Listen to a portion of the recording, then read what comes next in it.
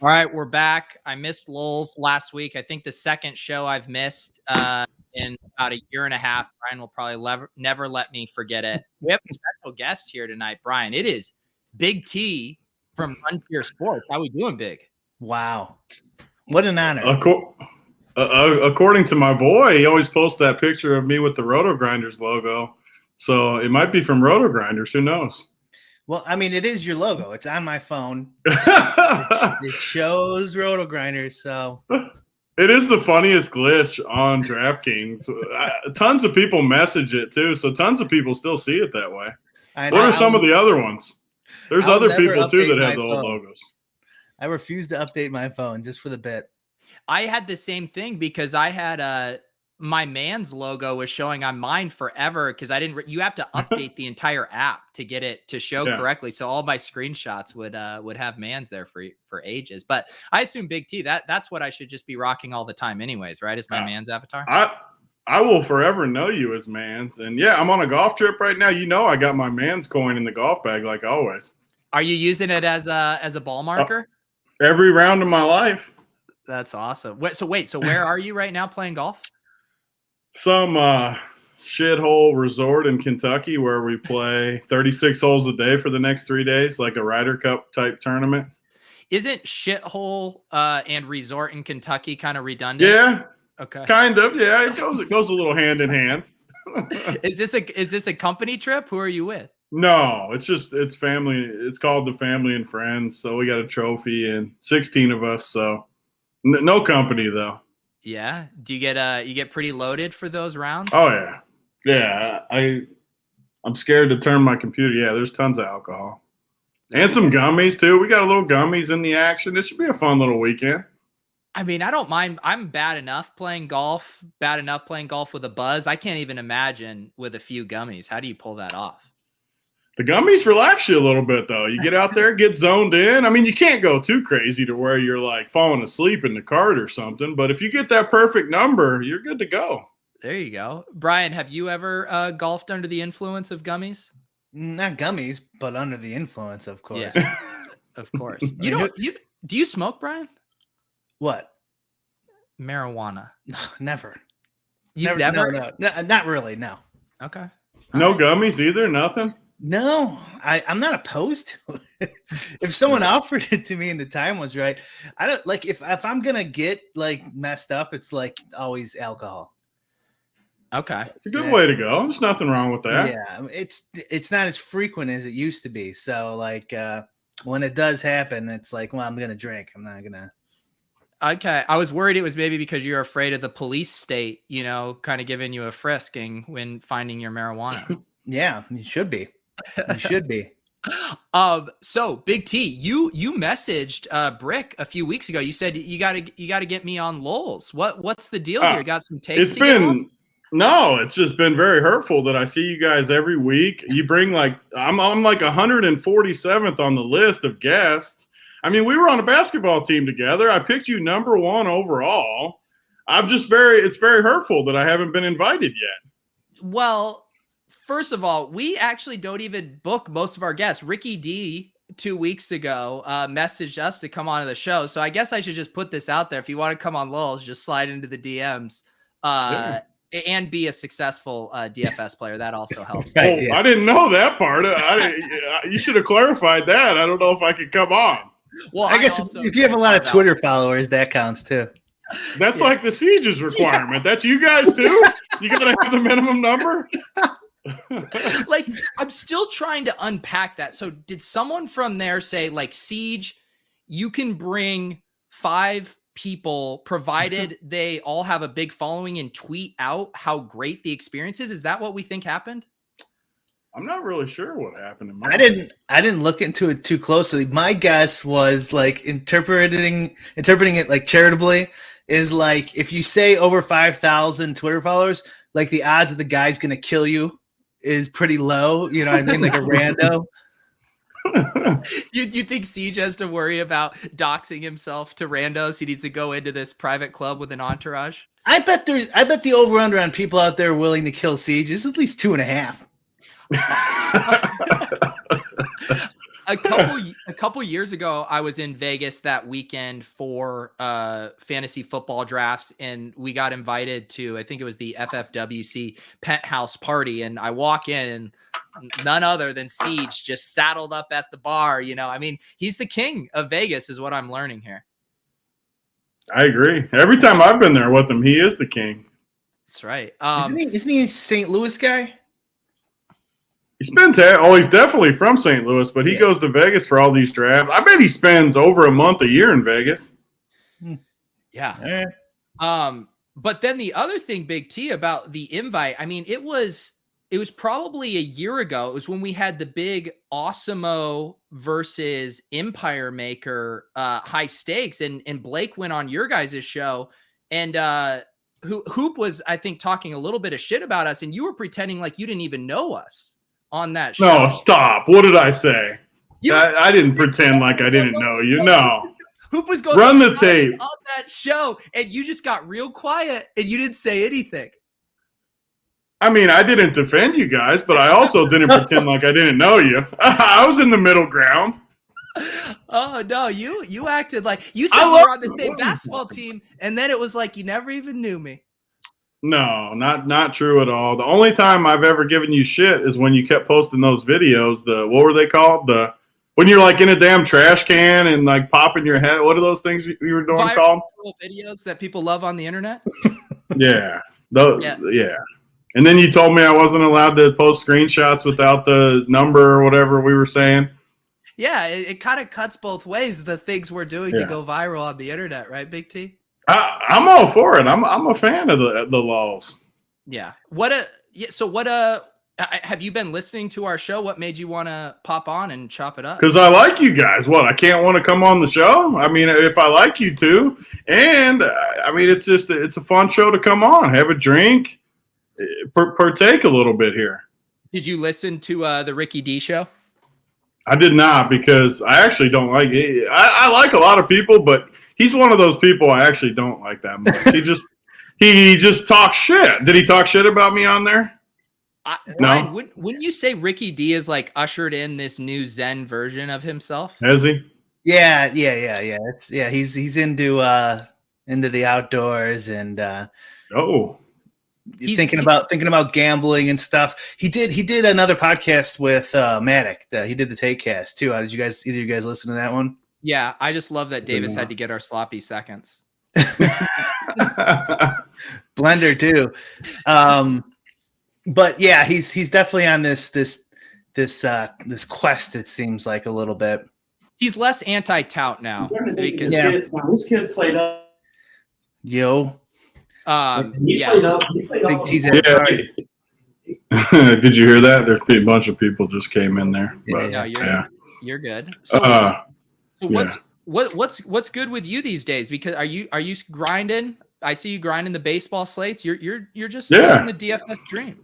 I've always been a grinder. I like playing every day. I like playing all the sports. Like, I like following my boy Brick. A Brick freaking ships all the cheese every night. I like following his path. I wish. Never hit a milli maker. You don't need to hit a milli when you ship 100K every week. No, you still need a milli occasionally. That helps. Yeah, it doesn't hurt. I like the grind. Brick likes the grind too. I like the grind. See, but you both love the grind, but you go on vacations, Big T. This is a hot. I still play though. I still play though. I don't take off days ever. Like even today, I was driving all day doing stuff. I still get in all the contests and I still grind. I don't take off. Even last week, we took the kids to Disney. We were there for a week, and I still played every day, grinded even during the All-Star break. How got a freaking kidney stone too. Have you ever had a kidney stone? No. God, it wasn't fun. It was rough. That sounds horrible. When you say you're like in those environments, are you just making lineups on your phone, or are you? No, like at the computer, and I mean not every single day at the computer, but most days, yeah. The wife's on the same page with it. She knows. That's right. That's how the sausage gets made. There's no doubt. What are you doing? I want to know what you're doing. Are you going to establish the run? What are all these rumors? Like, are you doing content for them? What am I hearing? I'm a full-time TikTok star now. Well, you're already that, so I want to know what you're doing currently. That was what you've always been. Thank you for acknowledging that. I'm all over the place. I'm doing my own YouTube, making some videos for them. Yeah, we're full-time now doing content. I love it. Yeah. On the rise. I don't know about that. We'll see. Definitely on the rise. All right. Well, I'm still kind of I'm a DFS poser because I really only play NFL. I've tried to dabble, but I just don't have the love for the all sport grind like you two. I don't have. You don't need it. No, who cares? The grind itself, not even setting aside the sports. You guys love the process of every day making lineups. I do money. For sure. Exactly. And the more you play, the more, not that you're going to win because we all have streaks where we go the other way, but I don't know. The more I play, the more I feel like it's going to go up for sure. What's the Big T state of the union on DFS? What's the current landscape of the games and stuff right now? I think it's better than ever. It might be, not a popular take, but I think it is. So many of the top players stopped playing. So at least for me, I've had a few good years along the last 6 or 7. Obviously this year with the Millie, but even if you take the Millie out this year, it's still been one of my best years so far from the other hits because you guys can tell me if I'm wrong, but I think it's because so many people stopped playing. Like the games are just easier now, I think. Yeah, some guys have stopped playing. Like the Burrito Brothers aren't playing baseball. Did you know? I'm assuming you noticed that. Yeah, that's pretty sweet. Yeah, it's awesome. Who else quit? Are you talking about? I mean, tons of people like CSU. All of like the crew that I talk to more doesn't really play all that much. I mean, I don't even think like Empire and Bryce are playing all that much. So. I don't know. Like without actually looking at the list, there's a ton of people though that I think used to play a ton that don't play anymore, or at least don't play a ton anymore. So it feels like you lost some of the sharks at the top, but there's still a lot of casual people that are playing. I mean, the contests are filling every day. The contests are just as big as ever. I don't know. I mean, I feel like it's easier. Maybe it's just that things have clicked a little more for me this year, but it has to be something to do with the games being a little softer too. What do you think, Brian? I would say obviously it's my opinion that I definitely don't think it's easier. I think it's harder. Like we're comparing to let's say 2017 or something, right? Like not to the early days. I'm not talking about when you couldn't lose in the very beginning. I still think, even like 2017 or whatever, it's definitely, in my opinion, harder.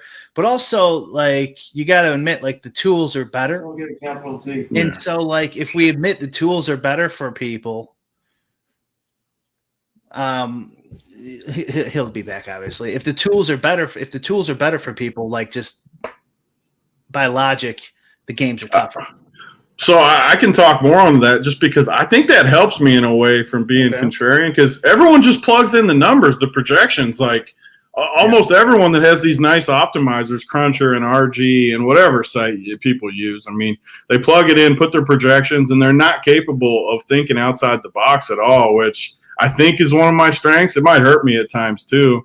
I'm assuming you're more numbers based too because you just hammer those 150s and stuff, but I'm just not as good at that as other people. I'm more strong at making slight adjustments to the projection and like seeing who I might be higher on than the average projections and maybe lower and kind of adjusting. But I think so many people just go in and just plug in the numbers and go with it. So that kind of helps me in a way. Yeah, maybe. But it also kind of raises the floor. Because even if they just plug in the numbers and go, it's like not. They're going to have a pretty good team. I agree with that. Better than it was before, and but the way you just described what you were doing is kind of like how I see everyone else doing it. Is so like basically you have like your guys who do their own thing, right? Pete is like, I don't know, the whistle goes woo guys, and then you have the other crew where they just make these small adjustments and stuff to what everyone else is doing somehow. You know what I'm saying? So like, it's not like they're not going in and building their own projections with regressions and running sims or something. They're just coming up with ideas on how to trick the optimizer and giving it what they want. But like, I think that's kind of like everyone is doing in between those two levels of the sim bros, the just plug and play dummies. And in between that, everyone's just trying to figure out their little tweaks, like ownership versus stack ownership, and all that type of shit. And they're just making up their own adjustments. At least that's how I picture everyone doing it. I agree with you completely. Yeah. So like I said, like I don't see how. Now, obviously, you can have a better process in that middle tier than everyone else, but I don't see how. That still is all better than it was in 2017. Like in 2017, you didn't even need ownership, probably. You didn't even need to think about it. Yeah. No, for sure. I agree with that. Yeah. Do you get like when you're doing your streams, you guys get a lot of people watching your Run Pure streams. Do you get a lot of people tailing your plays to where you're more duplicated than you otherwise would be? So I am probably more transparent than almost anyone. I don't give full teams and stuff, but I basically say what I'm going to do if you listen to the streams and kind of get it. There was 2 nights I can remember in basketball where one of the members beat me with my own team, basically, where the 2v2 or whatever was better than my 2v2. And the sick part is, you guys know the structures. Like, it's $100K for first, it's $30K for second a lot of times. So when you see a membership 100K and you win 30, I mean, it is what it is, though. It's part of the business, and I think that's what makes us a little different at Run Pure. We're talking about what we're doing, and people definitely tail it. Well, football last year, I had one of my worst football seasons I've ever had. I just couldn't get anything going, and it was kind of the opposite. Obviously, when you're ice cold, people aren't going to tail as much because they're tilted and stuff. But since the heater this year has been pretty much the whole year, a lot more people tail for sure. I mean, it's obviously good when you're running hot, but do you feel the pressure knowing that people are just going to be copying what you're doing, knowing that they want some of that heat? I don't ever feel pressure with that kind of stuff just because I'm so transparent that, people see when I lose, when I win. That's why I get so mad when people like call me out too and like say, you're scamming this or scamming that, because it's just not true. Like when I'm winning, I just said, like, during football, I didn't win anything in there. I don't know. I don't feel the pressure, but it is what it is. Of course, when you have bad nights, people get in there and talk shit and, oh, blah, blah, blah, I lost all my money, this and that. But it's all part. I mean, when people win, you get probably more credit than you deserve too. Like, oh, Big T won me all this money where, yeah, I helped them win it, but they still had to make decisions on their own and go through their own process. So a big difference, again, thinking about the changes and stuff where you could be right, is because of that top heavy structure. It wasn't as top heavy as it is now. And like that leans more towards being good with bankroll management. So like being a gambler for a long time, you might have like a natural tendency to know when to reel it back or put 20 entries in instead of 150 or something like that. And just someone who's not good or just playing the exact same strategy when the times have changed, they could go broke. You could go broke a lot easier. So you might have been getting rid of a few like average or slightly above average players through variance. It's definitely a possibility. No, I agree for sure. I mean, I've fixed some of my leaks with that kind of stuff where I don't remember which year. It might have been 2017 where I had a huge year and then dumped so much of it back just from playing above my head. And then this time, like after the millie, people were all over me because they're like, why aren't you playing higher? And I'm just comfortable with the numbers I'm playing right now. So there's no reason really to Sure, I'll take more stabs and stuff. I'm not saying I don't. But on a normal basis, I'm pretty much playing the same thing I was playing before the big hits. I think that's important because I wouldn't have done that before. I mean, the last huge year I had, I thought I couldn't lose and just overconfident, dumped a ton back. And I'm sure everyone has gone through that at some point in life. If you've gambled enough, right. You've definitely gone on the swings where you're like, ooh, I can't win no more. Yeah, I think it's this like kind of, it's not a fallacy, but I think it's a misinterpretation of bankroll management of, okay, you have a 5% edge. Here's a Kelly calculator. Here's how much you should bet is kind of like, that is the mathematically correct thing. Here's the problem though. You never know what your edge is because the landscape in poker and DFS and sports betting, I guess is a little bit different, but you never know what your edge is going to be. Well, and even in sports betting, like say COVID happens, like, okay, where's your edge? Maybe home field advantage is different now. And maybe your projections are crap. So like, you can't just like go, okay, I want $1 million, I have $1 million bankroll. So let me look at Roto Tracker. I'm at, 10% edge. Okay. I could bet this much now. It's like, it doesn't work like that. It's a constantly flux, changing thing. Yeah, I agree. What have you been getting much into the sports betting side of things, even from like a content standpoint, or you still just enjoy DFS the most? No, I've got into a bunch. I mean, obviously more during football. I've got into it pretty big on our bet side. I haven't done a ton as far as baseball, just because I don't like to talk about stuff that I don't. Back to your original thing, where pressure. I don't like to talk a ton about stuff that I don't think I have a huge edge. In betting baseball and stuff, I don't think I'll be a winner long term. Sure, I can pick my spots and hit a game here and there that I like, but I don't know. I don't want to be – we have a good team too, so I don't really have to put that pressure on myself. We have guys that I think have proven to be winners long term on the bet side that don't even play DFS. So – I don't know. I haven't dove that much into it. The only thing I really tout hard is like some of the teasers for the NFL, which have been profitable for me for a long time. But besides that, I would say it's more just DFS for me. Yeah. I'm curious because one thing I feel like Brian and I talk a lot about too is, the reasons people sign up for sites. And obviously the snap reaction is gonna be like, well, I want to make money. I want to be good at this, but I always think there's more to it, right? Like people want to be on a team. They want to, feel like they're part of a tribe. What has been your experience with like run pure subs? What percentage of it is just, hey, help me make money versus no, I want to hang out with you guys regularly? I think it's both. I think they really, Tommy G is the best at this, honestly. Like you can say what you want about Tommy, but what he did at Guru, he had that mob mentality where everyone's with us. We're picking winners together. We're picking losers together. We're just in it together, and it's us against everyone else. And I think that we do that pretty good too at Run Pure, where everyone feels a part of it, and a lot of it has to do with the Discord. Like everyone's in there. You're talking about the plays. You're kind of rooting on similar stuff. If someone's in there being super negative about plays, the mob is kind of getting on them, like talking about the long-term process and different things like that. I think it's more being a part of us than the winners, but obviously you got to have some winners too, or people aren't going to keep paying money to be in there. This is kind of like a complicated thing. On this show, we have said it 100 times, like value subjective, and someone can make a stupid purchase of a shirt that costs $500 that costs 5 cents to make, and it's none of your fucking business if they want to do that.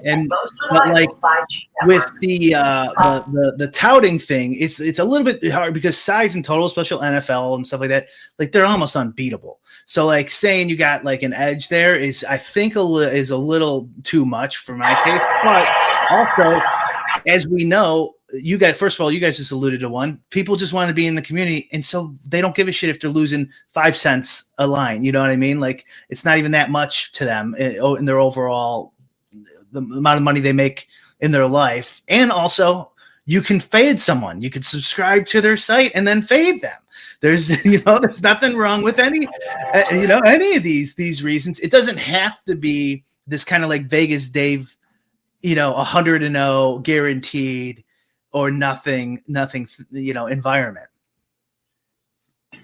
Yeah, I mean, so many people. I think one of the underrated things is so many people don't. This is going to sound bad, but they don't care if they win. Honestly, they're doing it for fun. They're playing for between like $5 and $100 a day. They're literally treating it as fun. Yeah, they want to win. I'm not saying they want to lose on purpose, but they love getting in there. And just so many people don't know. They know they don't have an edge. They know they're not going to win by themselves. And you know what? Maybe they have a better chance with a site, whether it's Run Pure, whether it's Roto Grinders, whatever site it is. Maybe that gives them a slight better chance. I say the same thing about like Stake Kings. I know it was polarizing when I used to do it, and still guys like Brandon Adams and respected people do it. I don't have an issue anyone charging any uptick in the number, because if someone's willing to pay it, how can you tell them that is not correct? What if I want to buy a piece of Phil Hellmuth for 3.0 on the dollar? Yeah, technically it's a horrible purchase. I'm not going to make money long term. But what if I want to be a part of him winning a bracelet? What if he banks it and wins $3 million? Then it's not a bad purchase. Like, I just think smart people are too infatuated with knowing it's a bad purchase and like overemphasizing to people when people might not care, honestly. Sure, if I told you you're for sure going to lose money, you're not going to do it, obviously. But that's not the case. I mean, you're not ever for sure going to lose. Depends on how much you're for sure going to lose, because then I just bet the opposite. Exactly. Well, Brian, it sounds like do you want to talk about your oppo betting? No. Okay. But let's say the MMA's it's just MMA slate, and you're not a big MMA fan, but you know you're going to watch all the fights. It's like, feed me some better, so I'm going to bet on these. I have no idea what I'm doing. Just feed me something. I don't care. It's a total reasonable thing to do for $5 or whatever you're paying per day or week or whatever. Like it's like this the Vegas Dave, I think, type of person out there that really hurts just like any sort of like credibility for all these sites. There was a comment I wanted to address, but I didn't want to derail the conversation. Up higher, Pete, is Spam Deal. Big T blocked him. So for liking my pure shit sports. So that, first of all, that was a bit. So Ben the Better and me, when we were having our little bet, which I was going to bet on you, by the way. Yeah, that's right. He said he would never work for Awful Mole, and he made fun of yours. And I was like, so I responded, I'm like, Awful Mole's funny. The Run Pure one wasn't funny. I'm like, he should have done something on Pure, like pure shit. And then DC goes, Run, right? Wasn't it that? And then DC comes in and says, Pure Shit Sports. I can work for that company. And so I was just playing off of DC's line. Well, Sam, you can make your case back to Big T. It seems like you might have done something else, Sam. It might have been something else. I mean, who knows what it is? It could have just been. I don't usually block people unless they just literally are just being negative for no reason. And just, I'm a positive person. And I don't care about this. People can talk trash all they want. That's different. In my mind, there's a difference between trash talk and just being a dick. Yeah. And if you're just going to be a dick, then I'm just going to block you and I don't have to deal with it. Going back to that idea of, people just wanting to be a part of a tribe and that stuff, how do you reconcile that with, because I gave you shit for the screenshots, because that's what sells. Like, that's what gets people in the door. We all know that that's the marketing. Is it possible to market the, like, hey, our Discord's super fun. There's going to be some winners and losers, but we're going to have a great time. Like, how do you accurately portray what you're actually offering? I wish we could do it better, honestly, because this is just the truth. Like, I think our Discord, because I've been in the Roto Grinders one, I've been in the Daily Roto Slack chat or whatever it was. I've been in ours. Ours is the best for sure. I mean, we have so many people in there that aren't coordinators. I mean, RBX, who you guys have talked to, he's won 3 millies. He's in there. I mean, you have all kinds of people in there that are super profitable people talking about the sports. I mean, I wish I could somehow convey it better, because so many people think it's like a scam in their head, and it's just honestly not true. Yeah, if you think you're going to sign up for Run Pure and just automatically win by looking at the cores and the projections and whatever else. That's not the truth. You got to have your own system. You got to know how to put it all together in your own way. But I promise you, 100%, without a doubt in my mind, if you sign up for 80 freaking bucks a month, which is not that much if you're playing every day, you will be a better player. I guarantee it. Like, I wish I could convey that better. There's no way you're not a better player if you get in there and you want to get better and you actually try to learn from what people are saying and form it into your own way. Like, I would argue with anyone, because I know you're going to be a better, even if you don't like someone's plays, one of our coordinators, you think they suck, maybe you go the other way, like Rick's talking about, where maybe you have some sort of faith. Use it however you want, but I promise you, there's no way you're not a better player if you are using the Discord and the site how you should. Brian, are you hanging out in any Discords? What's your Discord like these days? Not very active. My Discord. I mainly have been in the LOLz Discord on your channel. Yeah. I mean, I'm with you, Big T. I started my Discord like last October, I think, and I always thought it was just like this gaming platform for people. I know RG had one too, but I like didn't see the appeal of it. And now it's almost like fully replaced Twitter for me, is where like I want to hang out during the day.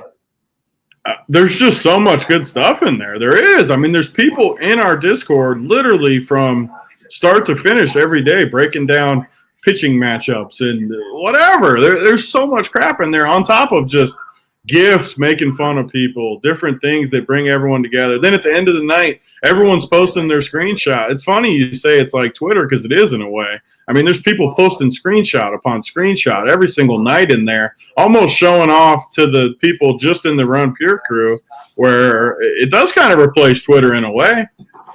It's a more like hyper localized Twitter. It's like, let's filter out all the trolls and create some barrier of entry for people who actually want to be here. You can still get trolls, but for the most part, like if you're getting into a server and spending time in there, you want to be there. And the good part is too, like obviously it's my site and well, a couple of our sites, but if there's people in there just crazy, just trolling, just being dicks, you just kick them out. Like you can't kick people off Twitter. Like it brings more community together in there. And I mean, we don't have like some absurd amount, but we got over like 3,000 people in there. And for the most part, I'd say it's 95% all positive people trying to help each other. What kind of, have you had to intervene with any moderator scenarios? I mean, I have definitely had a few. I even had to, when I first, because we merged when we first started with your DFS Playbook, which was a smaller site that AP ran, and there was an MMA guy that was a coordinator, and he was talking like all kinds of shit, and I had to kick him out. Like in the beginning, it was one of the first things we did was ship his ass out of there. It's always MMA guys. I think I like made fun of him or something because he literally would just hedge every single fight. Like, you know how a lot of these touts are like that.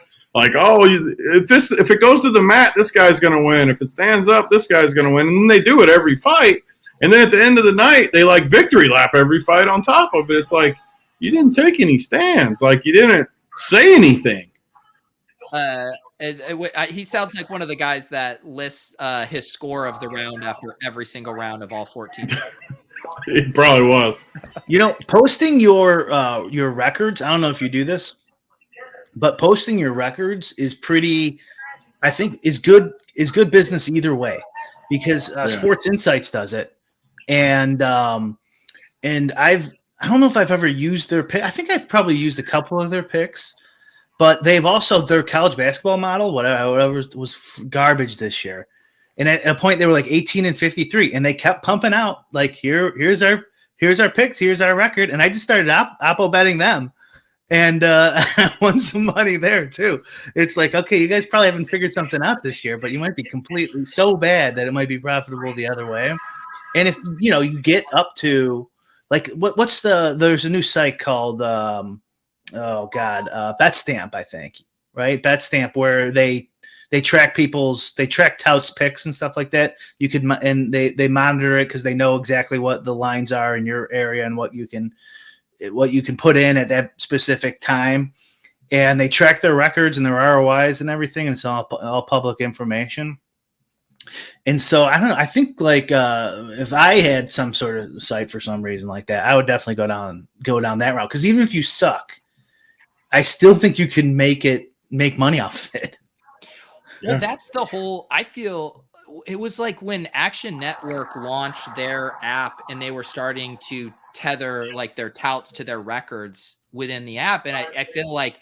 It goes back to this kind of like marketing thing where it's, the LOLz and the big personalities are what pull people in, but they're not professional sports bettors, and they're going to have losing records. And then it's like often your best sports bettors are the ones laying low, hammering the line early. And it's like, where do you find that happy medium of being transparent, showing the truth while also like making sure you have big marketing personalities that can pull people in? I feel like it's so tough with sports betting to do that. Just show it all. And here's, you can beat the smaller markets. Like there's ways to beat the smaller markets. There's Steam plays. Like this stuff will get you banned if you just hammer prop bets and Steam plays and stuff like that. But like there are still ways you could be a profitable bettor without being Rufus Peabody. But you're right. Like Rufus Peabody's not going to give you his picks, and once he gives you his picks, the edge is gone because he bet it all out, and everyone's following him. The lines are changing. But like that is I think the happy medium of just show all your picks. If you're gonna have the Darren Rovell, just fucking track them. Who cares? It's fun. You know what I mean? Just put it out there, and maybe separate it somehow, because like your prop bet guys or whoever's doing your projections or something like that, you should be able to beat those. So unless they start getting better at a decent clip. So you can still have some winning bets. You can have just the transparency of the guys betting for fun to tail you, to oppo bet you, whatever. I think that's the way to go. Yeah, just lean into it. Lean into it. And I think that's the key, right? Because a lot of people, like, I don't think a Rovell wants to admit that he's bad at sports betting, right? Where some will be like, hey, I'm bad. Like, these are my, like, I know, there's this guy who's one of the underdog guys. I forget. He used to be on Barstool, and it's like one of the things he does is like fade Tyler, where it's like he puts out his picks. He's like, please do the opposite of me, similar to the oppo betting stuff. And you're leaning into that dynamic. And I think it's people, not every tout has the stomach to be like, I'm so bad at this, do the opposite of what I'm doing. Yeah, but I would definitely go that way. And like, okay, fine. Let's say the Rovell's on your team and he doesn't want to admit it. Make fun of him on the other shows. Like, just be totally transparent. Like, yeah. And like, here's his record for the year. He's 30-55. He's garbage, but like you can still, like, I think, play both sides, where if you can beat props in smaller markets, then you can show winning records there. You could show the losing the VIG records for somebody else, and you could show someone who's just got awful. And I don't think it's gonna kill you. I would, instead of doing the whole like in between, Vegas Dave and we're never gonna talk about losing, anywhere in between there, like I would just do it totally transparent. Somebody's got to do that eventually. What do you think, Big T? Is it possible to do sharp but also entertaining sports betting content? I mean, I don't want to sound like I'm just stroking our site, but like we can go to our handicappers on the Run Pure Bet side, and they have all the records, and some of them are losing records. Like I got the spreadsheet up right now. Any customer can look at them. Every single person has their record since we started. I mean, you got just looking at just the bets, people, nothing else. I mean, you got one guy down 11 units. You got one guy up 73 units, one guy down 3 units, one guy down 14 units. So, like, literally every single bet is basically what you guys are saying. Like, it's totally transparent. Every single day they go in there and they put them up. And I mean, you guys probably know Uncle Dunkle who on Twitter well, Pete, you definitely know him from the RG days. And he's the most transparent dude you can have. Like, I've never met anyone that when he's on a heater, sports bet wise, he won't say anything. And when he's losing, he over-touts it. Like, I've lost 10 straight, or I've lost. Like, he goes the opposite way almost of how I think I would sell it. Well, when I'm on a heater, I'm going to tell everyone when I'm on a cold streak, I'm going to be a little more quiet. He does it the opposite. And I think, as crazy as it sounds, like our bets team does it that way, whereas our DFS team is more like me, where we're going to let you know when we do good. It's the opposite. I mean, I would consider going on that BetStamp site just for like the third-party transparency. Maybe it might be too much work, but I guess if they're in your employees, you could tell them to put in the extra time. Yeah. But and it would help because people will believe it, right? Like, just because it's in our spreadsheet, people still might be like, "Oh, it's not. You can do this and that, and you can." Well, of course, you can. I mean, honestly, like you could put it in at 140 on a site no one can get or something, or you can. Yeah. You put it in like you were gonna bet it and it changed to 130, and you're like, fuck, I'm just gonna put 140 because that's when I was looking at it an hour ago. Of course.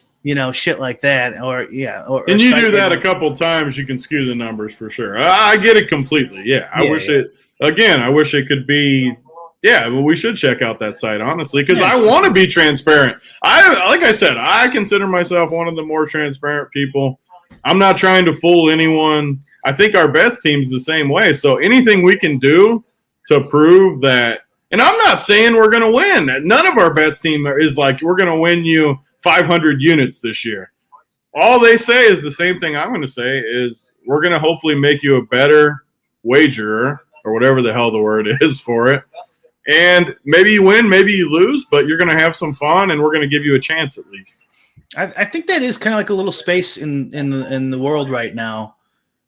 Being a marketing expert as I am, like not knowing what the fuck I'm talking about, but the whole everyone in the DFS world kind of just got into sports betting without like a specific plan at all. You know what I mean? So I feel like you can kind of capitalize on that. You know what I mean? And that could be like a Vegas Dave approach, but obviously that's not what I would do. And I think if someone puts in the work, complete transparency with some combination of some sharp plays in the smaller markets, a teach 'em the fish type of approach too. Like here's how you price lines. Here's how you know what I mean? And you're probably not going to beat NFL sides on Sunday at 12 o'clock. So like just being that and like here's our third party cross reference. Have at it. Like instead of like before, like everyone's just kind of just advertising. Here's our DFS guy. He's going to give you three bets now because sports betting's legal in 7 states. Like it seemed like there was no plan by anybody, Except tons of sites do that too. The bigger ones bought and merged together, like Sports Insights and Fantasy Labs and Action Network and shit. Like they just bought someone who's already been doing it. Yeah. So Big T, you could this summer, no NFTs for you, no best ball drafts for you, just pure DFS giblets day in, day out. Yeah. I have not done a single thing with NFTs. I've not done any best balls. Yeah, just DFS for me. I really just don't have any. Like I said, I consider myself pretty transparent. I don't think I have anything I don't think I can win at. I just don't really mess with. And I don't know as much about NFTs as other people. Some of my friends, I mean, Pete Jennings, CSU, is one of my best friends. I like him a lot. He's super into it, obviously. Doesn't mean I have to be super into it. I just don't know that much about it. Obviously, I think it's a good investment long term because so many sharp people are into it. I just don't know where I fit into that. One of the reasons I think I'm good at DFS and sports stuff is I like it, and it's not work to me. I don't know. With the other stuff, it's more I just don't understand it, and I don't know if I'm very good at it. What about crypto, Bitcoin, or anything? I got Bitcoin, and during the big spike when everybody kind of got into it, I lost a decent chunk just because I got in probably at the ceiling, just wanted to get in.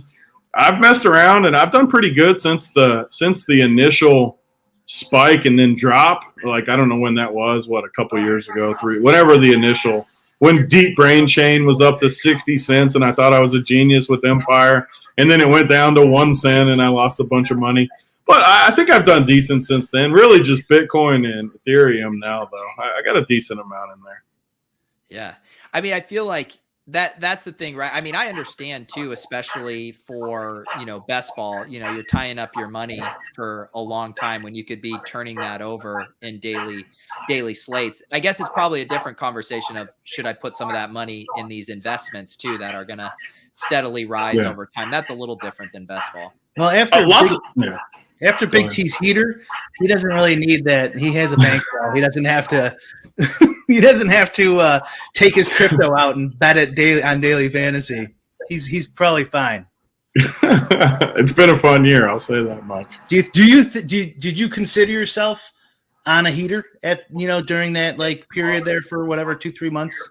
Yeah, I mean, so like I said, football, I literally it was weird because 2 years ago I had my best year ever. Then last year I had my worst year ever where I literally didn't win a single NFL week.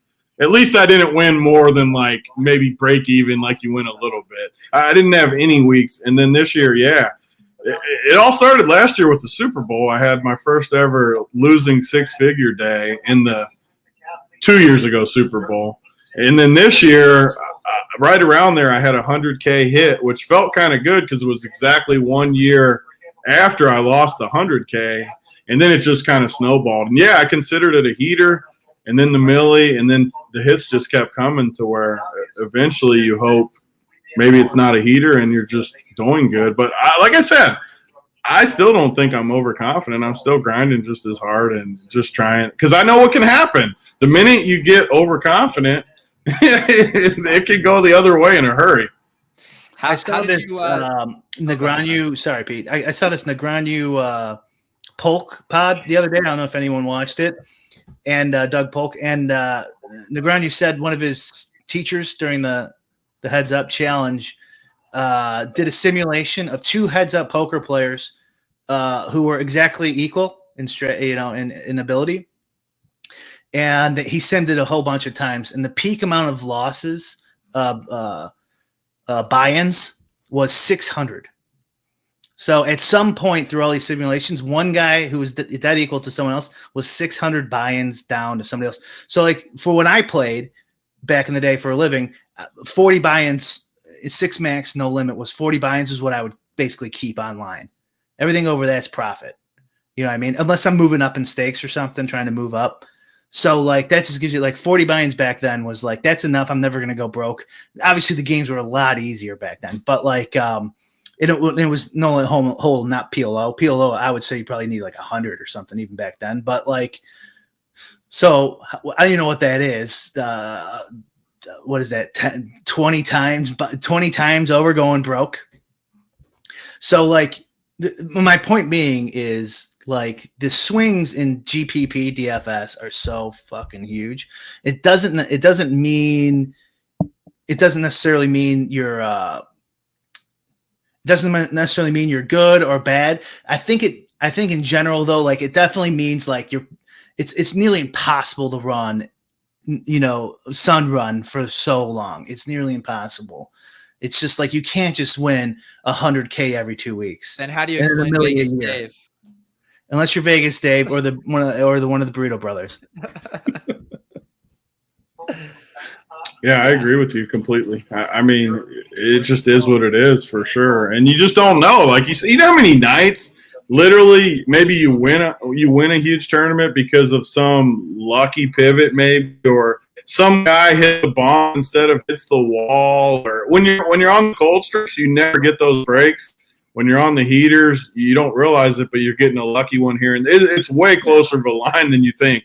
I mean, in NFL, maybe you get the late touchdown, 70-yard Derrick Henry run or something that gets you over the top, where when you're on a cold streak, you don't get that. And it's such a closer line than anyone could realize. And I think that's one thing you learn. I mean, from you playing poker and now DFS and just gambling in general, the swings, if you can handle the swings, you can win doing this.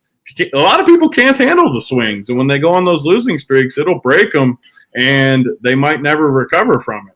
It's not even just the mental aspect, but that's definitely part of it. There's guys who are probably better than us who went broke, not because they couldn't mentally handle the swings, just because it's just such a fuck. They were the one who hit the 600 buy-in downswing. I guarantee there's monsters who aren't playing because they were just unlucky for the first year they played. I guarantee it's happened. And then or the monsters that tried to dump it all off in hockey for some reason. Wait, who was that? I'm not following that one. No, Max Dahlberg, right? Like he was rolling along, and then he decided he wanted to max enter all the hockey and dump all his money to everybody. Is that what happened? I thought it was heads up. I thought he was. I mean, you probably know more than me. I know a lot of it was hockey, though, where he's getting just smashed. That was so long ago. It's pretty crazy that was that long ago that I can't even remember it. But I also thought he was like playing heads up. He had like a heads up. Condia, right? Condia was heads up. Maybe I'm mixing them up.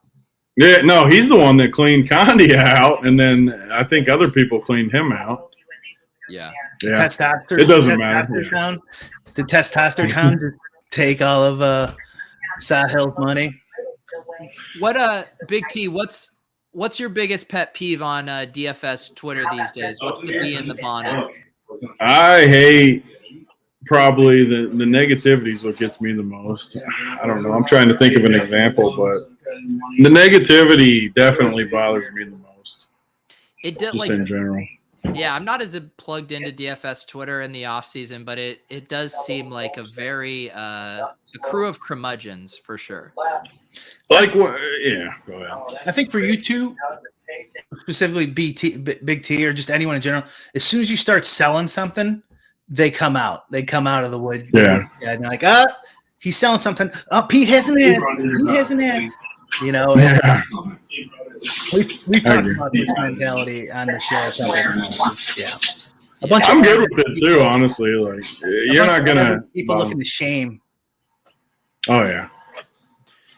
Well, and I think just in general, like you said, just by the nature of DFS, not everyone wins. Most people lose. And a lot of people are going to be on these long losing streaks to where everyone's just pissed off and angry the majority of the time online. And I think that's the worst people are the ones that sign up and just think they're automatically going to win for their $80 a month. Like those are the people that are the hardest to deal with for sure. Yeah. Yeah, I mean, that's kind of what we were talking about with Ricky D last week, too, is just like the mental tolls like gambling and DFS really take on you. And if you don't have a healthy, whether it's a mechanical, like robotic relationship with it or just a very Zen approach, I think you're going to probably turn into a pretty crummy person if you're not checking yourself. Yeah. I have a whole rebuttal for Ricky D. I've been mulling over. I'm not going to do it. We don't have enough time, but like I think gamblers get a bad rap, and I think gambling in general gets a bad rap. Gambling's entertainment, and it's not much different than movies or something like that. And we're just a cog in the system.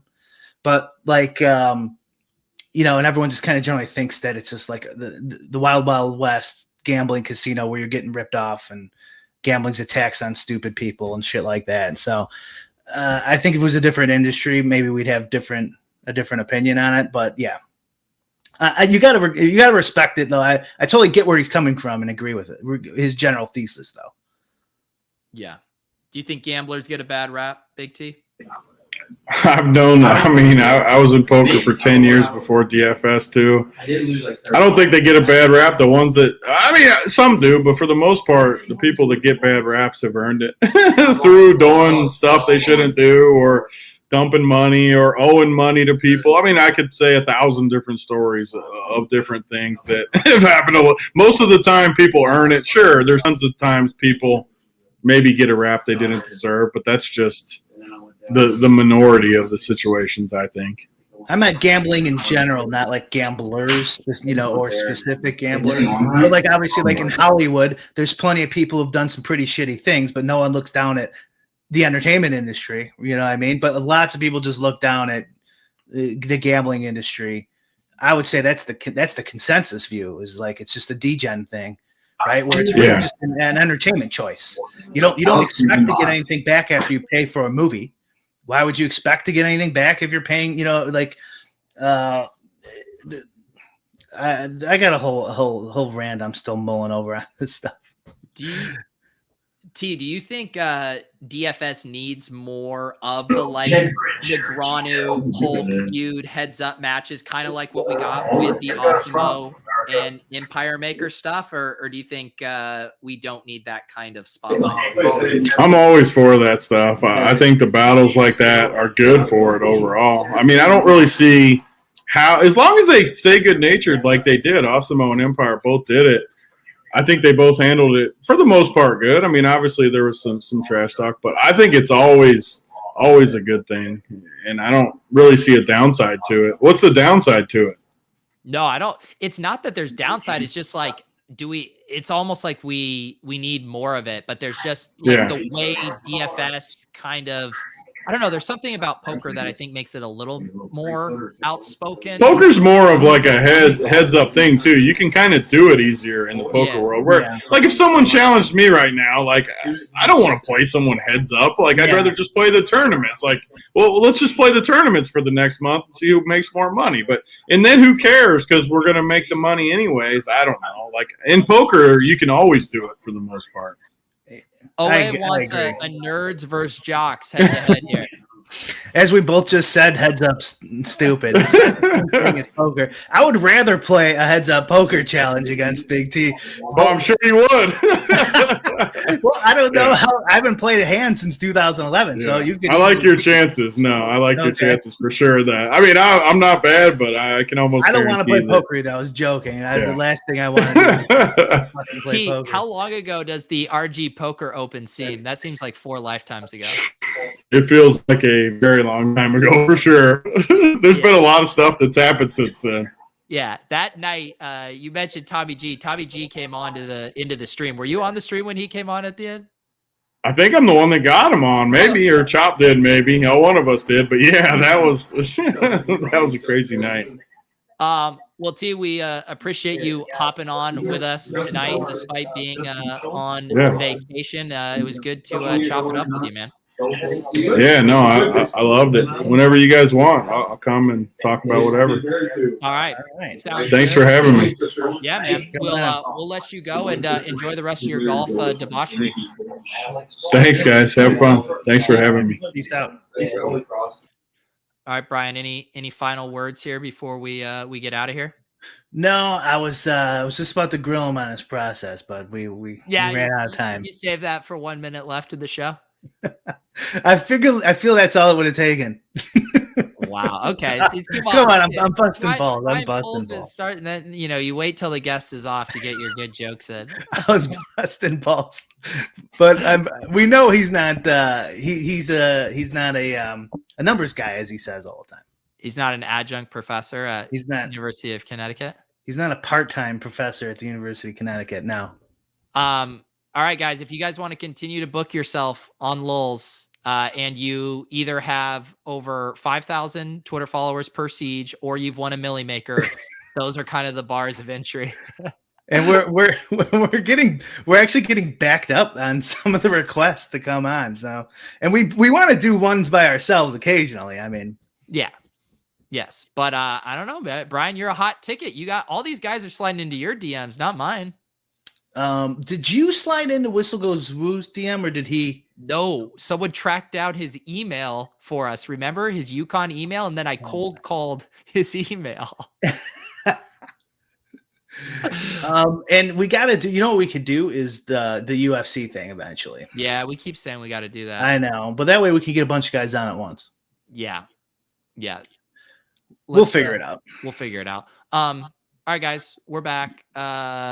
By the way, for the Run the Sims, there's still the free projections right now for season long, but the bundle deal at 200 with promo code P is going to end on August 1st. It's going to go up $50. So if you were planning on using those tools this season, you get the bankroll tracker with that. You can lock that in now for $200. That link is down below. I'm also going to be giving away one of those tomorrow on the randomizer stream with Pat Mayo to a randomizer box owner. But yeah, we'll be having lots more about Run the Sims coming. Brian, I can feel it today on the Swolecast. I realized 6 weeks until we would be in week 1 mode. Oh man, I haven't done anything on my NFL stuff. Not one thing yet. But Pete, cracking. Bromo code. Bromo. I like it. I do really like that. It is good. I'm kind of upset that I hadn't thought of that. Bromo code Pete. All right, guys, sign up for Run the Sims with promo code Pete. I'm promo code Pete. He's Bromo Brian Hooper. We'll see you guys next week.